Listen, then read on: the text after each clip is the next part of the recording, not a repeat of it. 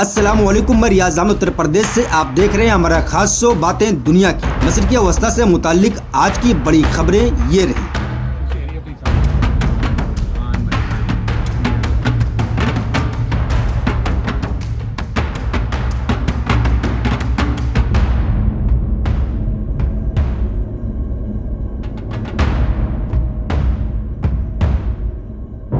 दोस्तों, इन 4-5 खबरों में 2 खबरें बहुत ही हैरानकुन हैं। आपको भी सुनकर बहुत ताज्जुब होगा।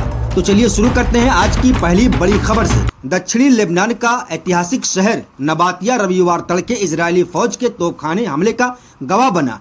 जैसे ही सुबह की पहली किरण फूटी, वैसे ही इजरायली तोपों ने आग के गोले बरसाने शुरू कर दिए। धरती हिल गई, अंबर गरजा और पूरे शहर में दहशत की लहर दौड़ गई। इजरायली फौजों ने बिना वार्निंग के इतनी तेज फायरिंग की कि लोगों को समझने का मौका भी नहीं मिला। कई रिहायशी इमारतें खंडहर में तब्दील हो गई और सिर्फ धुआं, मलबा और चीखों की गूंज सुनाई दी। आग के शोले आसमान छूने लगे। आसमान से आग बरसी तो जमीन पर जहन्नम बर्पा हो गया। बदहवासी, अफरा तफरी और खौफ। मासूम बच्चे और बुजुर्ग, महिलाएं सब अपनी जान बचाने के लिए सड़कों पर भागे। किसी के पैरों में जूते नहीं थे, किसी के हाथ में सिर्फ बच्चा था। पूरा शहर मातम में बदल गया। इस्राएली सूत्रों का दावा है कि नबातिया के आसपास हिजबुल्लाह के रॉकेट लॉन्चर और गुप्त ठिकाने सक्रिय थे। उनका कहना है कि एक प्री एम्प्टिव स्ट्राइक थी। लेबनानी सेना ने इस हमले को संघर्ष विराम का खुला उल्लंघन करार दिया। वहीं संयुक्त राष्ट्र यानी अक़वाम मुत्तहिदा के हाथ पैर फूल गए। उसने चेतावनी दी है कि अगर यही हाल रहा तो पूरा मिडिल ईस्ट यानी मशरिक़ी वस्ता आग का दरिया बन जाएगा। नबातिया अब सुनसान, बिजली पानी ठप। हर तरफ सिर्फ एम्बुलेंस की सायरन गूंज रही है। जख्मियों को खून से लथपथ हालत में अस्पताल पहुंचाया जा रहा है। शहर में बिजली और संचार व्यवस्था चरमरा गई। राहत कार्य चल रहा है लेकिन रफ्तार धीमी है। दक्षिण लेबनान में एक बार फिर इजरायली वायुसेना ने कहर ढा दिया। इस बार निशाना बना अल कासिम पुल। ये वही पुल है जो लेबनान के अहम शहरों को जोड़ता है। इजरायली F-16 और F-35 लड़ाकू विमानों ने कम ऊंचाई से उड़ान भरी और ऐसी बमबारी की कि पुल के परखच्चे उड़ गए। धमाका इतना जोरदार कि कान के पर्दे फट गए। चश्मदीदों के मुताबिक आसमान से अचानक मिसाइलें आई और पुल को सीधा निशाना बनाया। जमीन हिल गई। चारों तरफ धूल और धुएं का अंबार लग गया। कुछ ही सेकंड में वो विशाल पुल मलबे का ढेर बनकर रह गया। क्यों? इजरायली सूत्रों के मुताबिक इस पुल का इस्तेमाल हिजबुल्लाह के लड़ाके हथियार और रॉकेट ले जाने के लिए कर रहे थे। यह पुल दक्षिण लेबनान से तटीय इलाकों तक आपूर्ति का मुख्य मेन रास्ता था। इजराइल ने कहा, हम उनकी सप्लाई लाइन तोड़ रहे हैं, चाहे पुल उड़ाना पड़े या सड़क। लेबनानी अधिकारियों ने इस हमले को युद्ध अपराध करार दिया। उनका कहना है कि ये पुल सिर्फ सैनिकों के लिए नहीं बल्कि आम लोगों के आने जाने और माल ढुलाई के लिए भी जरूरी था। अब हजारों लोगों की राहें बंद हो गई। हमले के बाद पूरे इलाके में दहशत का माहौल है। लोग अपने घरों से बाहर निकलकर देख रहे हैं कि कहीं उनका घर तो निशाना न बन जाए। एम्बुलेंस और बचाव दल मौके पर पहुंच गए, लेकिन तबाही इतनी भयानक थी कि मलबा हटाने में घंटों लग जाएंगे। ये हमला पिछले कुछ दिनों में चौथा बड़ा हमला है जिसमें इजराइल ने लेबनान के बुनियादी ढांचे को निशाना बनाया। विशेषज्ञों के मुताबिक अगर यही सिलसिला जारी रहा तो पूरा लेबनान संकट में डूब जाएगा। हिजबुल्लाह की तरफ से अब तक कोई बड़ा जवाब नहीं आया, लेकिन खामोशी तूफान से पहले की सन्नाटा लग रही है। दूसरी तरफ प्रेस टीवी की रिपोर्ट के मुताबिक पिछले 24 घंटे में इस्राएली फौजों ने गजा में 8 मासूम फलस्तीनियों को मौत के घाट उतार दिया। ये वही गजा है जहां तथा कथित सीज फायर लागू है, लेकिन असलियत में क्या है? गोलियां चल रही हैं, बम गिर रहे हैं और खून की नदियां बह रही हैं। 8 जाने चली गई। 29 लौलहान इजरायली सेना ने बीते दिन गजा के अलग अलग इलाके में किए गए हमलों में 8 फलस्तीनी शहीद हो गए, जबकि 29 से अधिक गंभीर रूप से घायल हैं। अस्पतालों में चीखों की गूंज है, हर तरफ मातम पसरा है। जख्मियों में बच्चे और महिलाएं भी शामिल हैं। क्या ये सीज फायर है? ये कोई पहली बार नहीं है जब इजराइल ने युद्ध विराम का उल्लंघन किया, यानी सीज फायर यानी जंग बंदी को तोड़ा है। आम फलस्तीनी अब थक चुके हैं, उनके घर तबाह हो चुके हैं। उनकी सबसे बड़ी दुश्मन है ये फर्जी सीज फायर। दुनिया देखती रह गई और मासूमों के कत्ले आम का सिलसिला जारी है। इजरायली फौजी प्रवक्ता का कहना है कि उन्होंने सिर्फ संदिग्ध लोगों पर कार्रवाई की जो सीज फायर का फायदा उठाकर हमले की साजिश रच रहे थे, लेकिन फलस्तीनी आंखों में इस बयान का कोई मतलब नहीं है, क्योंकि हर गोली के पीछे एक मासूम परिवार तबाह हो रहा है। गजा के अस्पताल चीख रहे हैं, मदद पहुंचाओ। घायलों की संख्या इतनी ज्यादा है कि गजा के छोटे छोटे अस्पतालों के संसाधन खत्म हो रहे हैं। दवाएं कम है, बिस्तर कम है, खून कम है। डॉक्टर मरीजों के बीच भाग दौड़ कर रहे हैं, लेकिन मौतें कम नहीं हो रही। सबसे बड़ा सवाल यह है कि संयुक्त राष्ट्र क्यों चुप है? हर बार की तरह इस बार भी अंतर्राष्ट्रीय संस्थाओं ने चुप्पी साध ली है। अमेरिका, ब्रिटेन, यूरोप सब के सब इस खून के सागर को देख रहे हैं, मगर एक बार फिर सिर्फ बयानबाजी करके रह गए। क्या किसी को गजा के इन बेगुनाहों की फिक्र नहीं? आगे क्या होगा? हमास ने चेतावनी दी है कि अगर इजराइल ने तुरंत हमले बंद नहीं किए तो जवाबी कार्रवाई होगी। मिस्र और कतर जैसे मध्यस्थ देशों ने भी आपात बैठकें बुलानी शुरू कर दी हैं, लेकिन तब तक कितने और मासूमों की जान जाएगी ये कोई नहीं जानता। दूसरी तरफ ईरान के स्पीकर गालिबाफ ने सीधे वाशिंगटन को निशाना बनाते हुए कहा, अमेरिका को अपनी इजराइल फर्स्ट वाली पॉलिसी छोड़नी होगी। उनका कहना था कि जब तक अमेरिका इजराइल को बिना शर्त बैकअप देता रहेगा तब तक लेबनान, गजा और पूरे क्षेत्र में अमन और सुकून का सपना अधूरा रहेगा। उन्होंने कहा, अपने वादों को पूरा करो वरना ये संघर्ष और लंबा खींचेगा। गालिबाफ ने साफ कहा कि इजराइल जिस तरह से लेबनान पर हमले कर रहा है उसके पीछे उसकी मंशा हिजबुल्लाह को कमजोर करना, लेकिन जब तक हिजबुल्लाह अपनी जमीन पर डटी है तब तक कोई ताकत उसे हिला नहीं सकती। उनके शब्दों में हिजबुल्लाह की रूह में वो ताकत है जो पूरे इजराइल को चुनौती दे सकती है। दूसरी तरफ अमेरिका से एक बड़ी खबर है।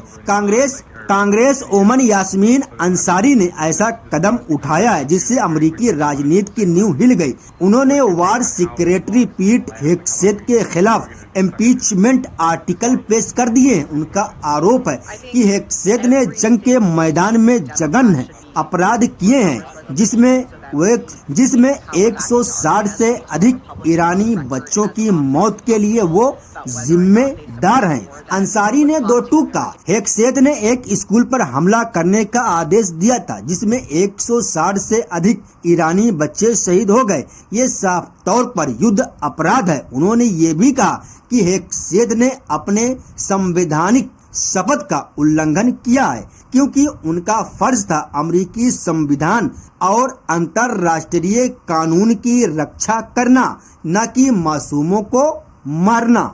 आरोपों के मुताबिक हेगसेथ के आदेश पर अमेरिकी सेना ने एक ऐसे स्कूल को निशाना बनाया जहां केवल मासूम बच्चे पढ़ रहे थे। धमाके में सैकड़ों बच्चे मारे गए जिनमें अधिकतर की उम्र 6 से 12 साल के बीच थी। अंसारी ने कहा, यास्मीन अंसारी ने कहा, ये कोई सैन्य ठिकाना नहीं था, ये एक स्कूल था और हेगसेत जानते थे ये सब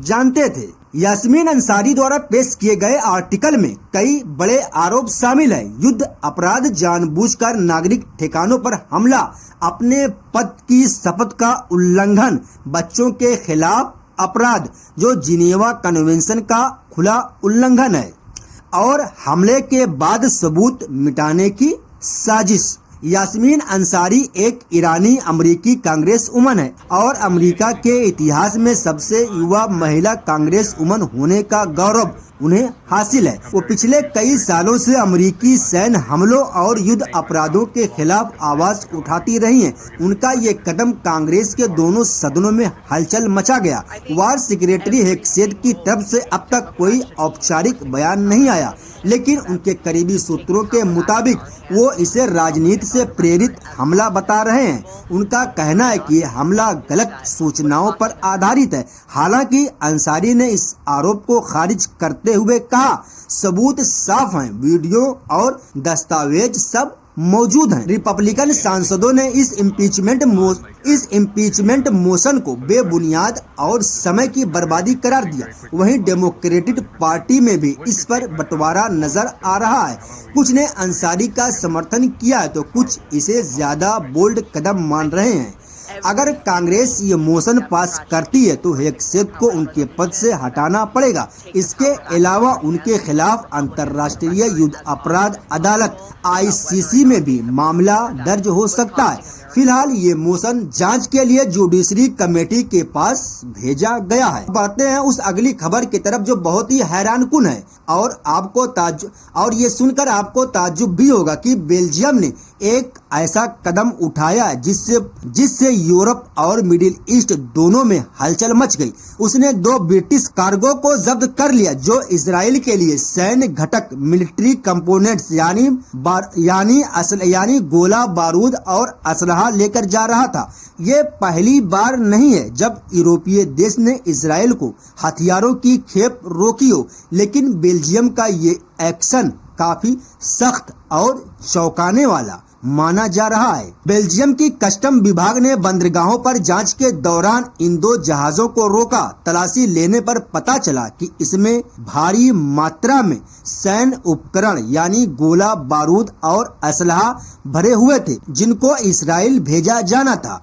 बेल्जियम सरकार ने तुरंत इन कार्गो को जब्त कर लिया और उन्हें आगे जाने से रोक दिया। ये कार्गो ब्रिटेन के थे, यानी ब्रिटिश कंपनियों ने इन सैन्य घटकों को भेजा था, लेकिन बेल्जियम के बंदरगाह से गुजरते समय उन्हें पकड़ लिया गया।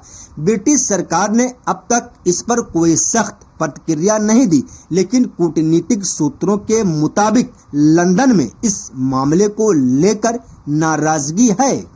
बेल्जियम सरकार ने कहा है कि ये कार्रवाई अंतर्राष्ट्रीय कानून और यूरोपीय संघ के नियमों के तहत की गई है। यूरोपीय संघ ने पहले ही स्पष्ट कर दिया कि किसी भी ऐसे हथियारों या सैन्य उपकरणों की सप्लाई पर रोक होगी जो युद्ध वाले इलाकों में इस्तेमाल हो सकते हैं। बेल्जियम का कहना है कि ये घटक गजा और लेबनान में इजरायली सेना द्वारा इस्तेमाल किए जा सकते थे, जहां पहले से ही हजारों मासूम मारे जा चुके हैं। इजरायली विदेश मंत्रालय ने इस घटना पर नाराजगी जताई है। उनका कहना है कि एक अनुचित कदम है और इजरायल को खुद को बचाने का हक है। हालांकि बेल्जियम ने इस आरोप को खारिज करते हुए कहा है कि वो सिर्फ अंतर्राष्ट्रीय कानून का पालन कर रहा है और कोई भी सैन्य सामान युद्ध क्षेत्र में नहीं भेजना चाहिए। बेल्जियम के बंदरगाह शहर एंटवर्प में ये घटना हुई है। बताया जा रहा है कि दोनों कार्गो में अत्याधुनिक मिलिट्री पार्ट्स थे, जिनमें ड्रोन के पुर्जे, संचार उपकरण और कुछ हथियारों के स्पेयर पार्ट भी शामिल थे। इनकी कीमत कई मिलियन यूरो आंकी गई। ब्रिटिश कंपनियों पर अब सवाल खड़े हो रहे हैं कि वे कैसे इजराइल को सैन्य सामान भेज रहे हैं, जबकि ब्रिटेन सरकार ने खुद सार्वजनिक रूप से गजा में सीज फायर की अपील की थी। ब्रिटेन के कुछ विपक्षी नेताओं ने सरकार से इस मामले में जवाब तलब किया है। यूरोपीय संघ ने बेल्जियम के इस कदम पर फिलहाल कोई सीधी टिप्पणी नहीं की है, लेकिन सूत्रों के मुताबिक यूरोप के अंदर इजराइल को हथियार की सप्लाई पर रोक को लेकर बहस तेज हो गई है। कई यूरोपीय देश पहले ही इजराइल पर प्रतिबंध लगा चुके हैं या उसे कम कर चुके हैं। फलस्तीनी अधिकारियों और कई मानवाधिकार संगठनों ने बेल्जियम के इस कदम का स्वागत किया है। उनका कहना है कि अगर पूरी दुनिया इजराइल को हथियारों की सप्लाई बंद कर दे तो गजा और लेबनान में मासूमों का खून बहना कम हो सकता है। इजराइल के समर्थकों ने बेल्जियम की इस कार्रवाई की आलोचना की। उनका कहना है कि इजराइल को आतंकी संगठनों से लड़ने के लिए हथियारों की जरूरत है और इस तरह का प्रतिबंध केवल इजराइल को कमजोर करेगा। बेल्जियम की अदालतें इन कार्गो के भविष्य पर फैसला करेंगी। या तो इन्हें ब्रिटेन वापस भेज दिया जाएगा या फिर बेल्जियम सरकार इन्हें सीज करके अपने पास रख लेगी। वहीं ब्रिटेन और इजराइल दोनों की तरफ से कूटनीतिक दबाव बनाया जा रहा है। ये पहली बार नहीं है जब यूरोप में इजराइल जाने वाले हथियारों को रोका गया हो। इससे पहले फ्रांस, स्पेन और इटली जैसे देशों ने भी इजराइल के लिए हथियारों की सप्लाई पर पाबंदी लगाई थी या कुछ कार्गो को रोका था। लेकिन बेल्जियम का ये कदम इसलिए खास है क्योंकि ये सीधे ब्रिटेन के कार्गो को रोका गया, जो अमेरिका के बाद इजराइल का सबसे बड़ा सहयोगी माना जाता है। आने वाले दिनों में इस मामले में और खुलासे हो सकते हैं। फिलहाल ये तय है कि बेल्जियम ने यूरोप में इजराइल को हथियारों की सप्लाई के खिलाफ एक मिसाल कायम कर दी। अब देखना यह है कि दूसरे यूरोपीय देश भी इसी तरह के कदम उठाते हैं या फिर कूटनीतिक खेल जारी रहता है। दूसरी तरफ अमेरिका के जाने माने और विवादास्पद राजनीतिक वैज्ञानिक जीन मीर्सहाइमर ने एक ऐसा बयान दिया जिसने वाशिंगटन के गलियारों में हलचल मचा दी। उन्होंने दो टूक कहा, इजरायली असल में हमारे मालिक हैं। वो ईरानियों के साथ बातचीत की पोजीशन को बड़े पैमाने पर ड्राइव कर रहे हैं। यानी अमेरिका की ईरान नीति असल में इजराइल के इशारों पर चल रही है। वाशिंगटन का अपना कोई स्वतंत्र रास्ता नहीं बचा है। मीर्सहाइमर ने ये बयान एक इंटरव्यू या लेक्चर के दौरान दिया, जिसका वीडियो तेजी से सोशल मीडिया पर वायरल हो गया। वो अपनी किताब द इजराइल लॉबी और अमेरिकी विदेश नीति पर इजराइल के असर के बारे में अपनी स्ट्रॉन्ग राय के लिए पहले से ही मशहूर है, लेकिन इस बार उन्होंने पहले से भी ज्यादा साफ और बेबाक भाषा का इस्तेमाल किया है। उनका कहना है कि अमेरिका जो भी नीति बनाता है, चाहे ईरान पर हो, चाहे गजा पर, चाहे लेबनान पर, उसके पीछे इजराइल का हाथ होता है। अमेरिकी राष्ट्रपति चाहे वो डेमोक्रेट हो या रिपब्लिकन, ईरान के साथ बातचीत की मेज पर बैठता है तो उसके पीछे इजराइल की शर्तें होती हैं। मीर्सहाइमर के शब्दों में हम सोचते हैं हम आजाद हैं, लेकिन असल में इजराइल हमारे लिए एजेंडा तय करता है। दोस्तों, ये बहुत बड़ी बात उन्होंने कही है। ये पहली बार नहीं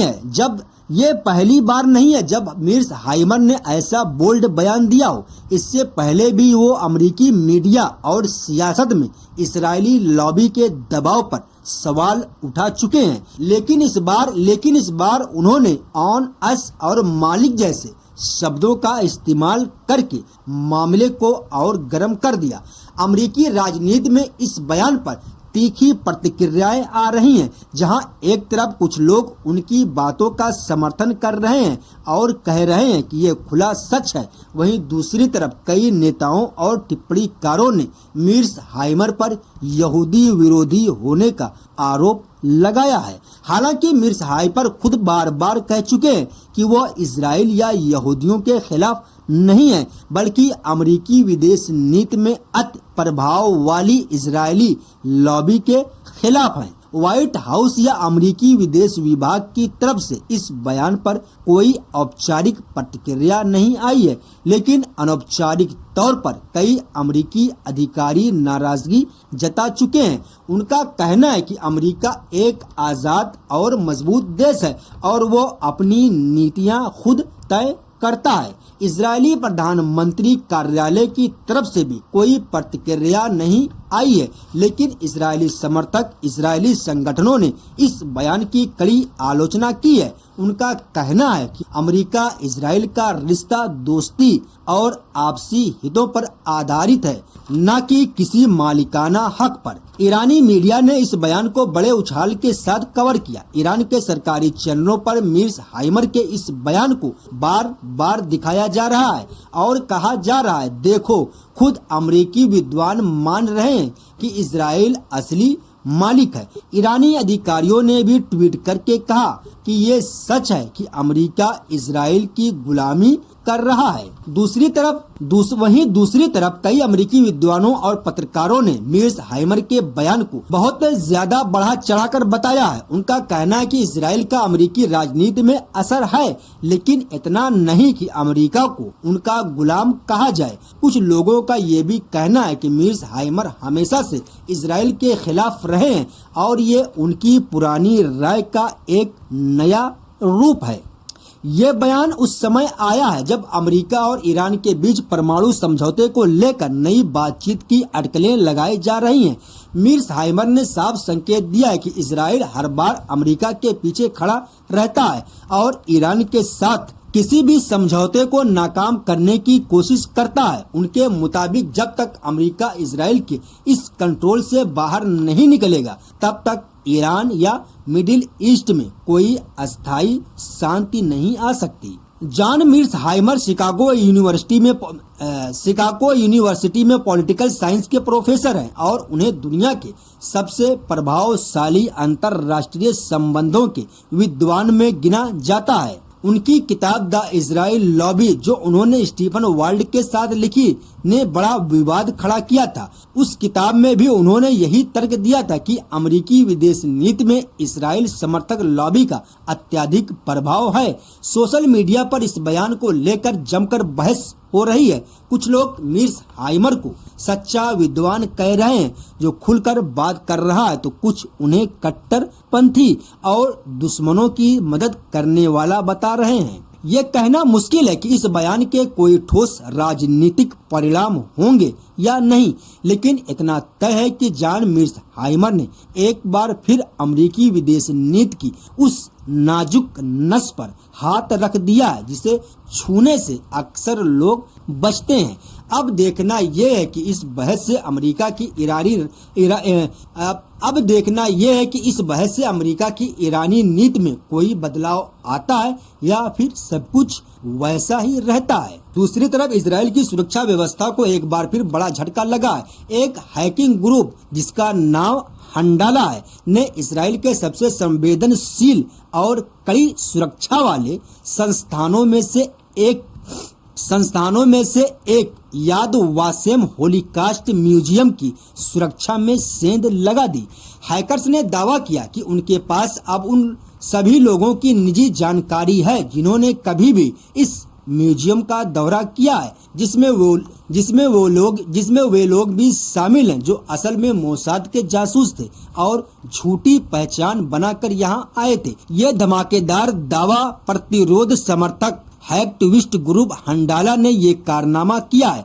हंडाला ने एक बयान में कहा है कि उसने कब्जाए गए पवित्र शहर अल कुद्स यरूशलेम में स्थित याद वासेम म्यूजियम को निशाना बनाया। इस्राइल इस जगह को अपना सबसे बड़ा होलोकास्ट मेमोरियल संस्थान होने का दावा करता है। हंडाला ने कहा है कि उसने ये ऑपरेशन ठीक उस वक्त किया जब जायोनी याद वासेम में अपनी वार्षिक होलोकास्ट मेमोरियल सेरेमनी मना रहे थे। उनका कहना है कि इस ऑपरेशन ने एक बार फिर इस्राइल की नाजुक साइबर सुरक्षा को चुनौती दी है। हैकर्स के मुताबिक अब उनके पास न सिर्फ आम विजिटर बल्कि फाइनेंशियल डोनर्स, गुप्त प्रतिमंडलों और यहाँ तक कि उन मोसाद एजेंटों का भी पर्सनल डेटा है जो फर्जी पहचान के साथ यहां आए थे। इसका मतलब है कि मोसाद के कई अंडर कवर एजेंट की पहचान अब उजागर हो गई। आपको बता दूं कि हंडाला ग्रुप का ये पहला बड़ा ऑपरेशन नहीं है। उनके पास हाई प्रोफाइल इजरायली शख्सियतों को निशाना बनाने का ट्रैक रिकॉर्ड है। अभी 9 अप्रैल को ही इस ग्रुप ने दावा किया था कि उसने इजरायली आर्मी के पूर्व चीफ स्टाफ हर्जी हलेवी की निजी फोन में सेंध लगा ली थी और उससे हजारों गोपनीय तस्वीरें, वीडियो और दस्तावेज निकाल लिए थे। इससे पहले 20 मार्च को हंडाला ने एक टायर टियर मोसाद अधिकारी के प्राइवेट कम्युनिकेशन में घुसकर 1 लाख से अधिक गोपनीय दस्तावेज सार्वजनिक कर दिए थे। उस अधिकारी की पहचान डेबोरा ओपनहाइमर के रूप में हुई, जो मोसाद में विदेशी संबंधों पर सहयोग की पूर्व डिप्टी हेड थी और अब इजराइल के एक घरेलू सुरक्षा संस्थान में इंटरनेशनल अफेयर की हेड हैं। हंडाला ने उन्हें ज़ायोनी वैश्विक प्रचार मशीन केंद्रीय चेहरा बताया था। हंडाला के इस दावे के बाद इजराइल की तरफ से कोई आधिकारिक पुष्टि या खंडन नहीं आया है। लेकिन अगर ये दावा सच साबित होता है तो ये इजरायली खुफिया एजेंसी मोसाद के लिए एक बहुत बड़ी शर्मनाक स्थिति होगी, क्योंकि उनके अंडरकवर एजेंट की पहचान उजागर हो जाने से उनकी गुप्त कार्रवाइयों पर बड़ा खतरा पैदा हो सकता है। यह घटना साइबर युद्ध के बढ़ते तनाव को भी दर्शाती है, जहां एक हैकर ग्रुप दुनिया के सबसे कड़े सुरक्षा वाले संस्थानों में से एक को भेद सकता है। हंडाला लगातार दावा करता आया है कि इजराइल की साइबर सुरक्षा बहुत कमजोर है और वो उसे बार बार साबित भी कर रहा है। इस ऑपरेशन को प्रतिरोध धुरी के लिए एक बड़ी मनोवैज्ञानिक और सूचनात्मक जीत के तौर पर देखा जा रहा है। हैकर्स ने न सिर्फ डाटा चुराया बल्कि इजराइल की सबसे बड़ी पहचान और सिंबल में से एक याद वासेम को ही निशाना बनाकर एक बड़ा संदेश दिया है कि उनकी कोई भी चीज सुरक्षित नहीं है। अब देखना यह है कि इजराइल इस साइबर हमले का जवाब कैसे देता है और क्या हंडाला वाकई में मोसाद एजेंट की सूची सार्वजनिक करता है। अगर ऐसा हुआ तो ये मोसाद के इतिहास की सबसे बड़ी सुरक्षा चूक में से एक साबित हो सकती है। दूसरी तरफ दोस्तों, एक बहुत बड़ी खबर ईरान से निकल कर आई है। ईरान की इस्लामिक रोशनी गार्ड कोर IRGC की खुफिया इकाई ने एक बार फिर बड़ी सफलता हासिल की है। उन्होंने 4 मोसाद जासूसों को गिरफ्तार कर लिया। IRGC ने दावा किया है कि ये चारों एजेंट इजराइल की खुफिया एजेंसी मोसाद के लिए काम कर रहे थे और ईरान के अंदर बड़ी तोड़फोड़ और आतंकी गतिविधियों की साजिश रच रहे थे। IRGC की तरफ से जारी बयान में कहा गया कि इन 4 जासूसों को गिरफ्तार करने के साथ ही उनकी पूरी आतंकी टीम को भी पर्दाफाश कर दिया गया है। इन टीमों का काम ईरान के अंदर स्थिरता फैलाना, संवेदनशील स्थानों की जानकारी इकट्ठा करना और अहम हस्तियों को निशाना बनाना था। बयान के मुताबिक ये मोसाद एजेंट ईरान के विभिन्न प्रांतों में सक्रिय थे। उनके पास से भारी मात्रा में गुप्त दस्तावेज, संचार उपकरण और विस्फोटक सामग्री भी बरामद की गई है। IRGC का कहना है कि इनके पास से जो सबूत मिले हैं उनसे इजराइल की साजिशों की पूरी तस्वीर सामने उभर कर आती है। IRGC की खुफिया इकाई ने कहा है कि ये ऑपरेशन काफी लंबे समय से चल रही निगरानी और खुफिया जानकारी के आधार पर किया गया। इन जासूसों की गिरफ्तारी से ईरान के अंदर कई बड़े हमलों को नाकाम कर दिया गया, जिसकी योजना मोसाद ने बनाई थी। इन 4 जासूसों में से कुछ को सीमावर्ती इलाकों में गिरफ्तार किया गया, जहां वे ईरान में घुसपैठ करने की कोशिश कर रहे थे। कुछ को देश के अंदर से गिरफ्तार किया गया, जहां वे लंबे समय से फर्जी पहचान के साथ रह रहे थे और गुप्त संदेश भेज रहे थे। IRGC ने चेतावनी देते हुए कहा कि ईरान उनके खिलाफ कोई तोड़फोड़ बर्दाश्त नहीं करेगा। उन्होंने कहा कि मोसाद चाहे कितनी भी कोशिश कर ले, ईरान की मिट्टी उसे अपने यहाँ पनपने का मौका नहीं देगी। इस ऑपरेशन को ईरानी खुफिया एजेंसियों के एक बड़ी सफलता के रूप में देखा जा रहा है। ये पहली बार नहीं है जब IRGC ने मोसाद के जासूसों को पकड़ा हो। इससे पहले भी कई बार ईरान ने इजरायली जासूसों को गिरफ्तार करने और उनके नेटवर्क को ध्वस्त करने का दावा किया है। हाल के महीनों में ये चौथा या पांचवा मौका है जब IRGC ने ऐसी बड़ी कार्रवाई की है। गिरफ्तार किए गए जासूसों की राष्ट्रीयता और पहचान के बारे में अभी पूरी जानकारी सार्वजनिक नहीं की गई है, लेकिन सूत्रों के मुताबिक इसमें कुछ ईरानी नागरिक भी शामिल हैं जिन्हें इसराइल ने अपना जासूस बना लिया था। IRGC ने कहा है कि इनसे पूछताछ जारी है और इसके आधार पर और भी कई गिरफ्तारियां हो सकती हैं। इजराइल की तरफ से अब तक इन आरोपों पर कोई आधिकारिक प्रतिक्रिया नहीं आई है। मोसाद आमतौर पर ऐसे मामलों पर कोई टिप्पणी नहीं करता, लेकिन ईरानी मीडिया में इसे मोसाद के लिए एक बड़ी शर्मनाक हार के रूप में पेश किया जा रहा है। IRGC ने अपने बयान में यह भी कहा है कि इन जासूसों के पास से बरामद दस्तावेजों में कई देशों के नाम भी सामने आए हैं जो ईरान के खिलाफ गुप्त अभियानों में मोसाद की मदद कर रहे थे। हालांकि अभी इन देशों के नाम सार्वजनिक नहीं किए गए। ईरान के अंदर इस गिरफ्तारी को लेकर खुशी का माहौल है। कई ईरानी अधिकारियों ने ट्वीट करके IRGC को इस सफलता पर बधाई दी। उनका कहना है कि इस ऑपरेशन ने एक बार फिर साबित कर दिया कि ईरान की खुफिया एजेंसियां दुनिया की सबसे मजबूत एजेंसियों में से एक है। इसी खबर के साथ इस वीडियो को यहीं पर खत्म करते हैं। मिलते हैं अगली वीडियो, तब तक अपना ख्याल रखिएगा। और हाँ, अगर आप चैनल को सब्सक्राइब नहीं किए हैं तो प्लीज चैनल को सब्सक्राइब करके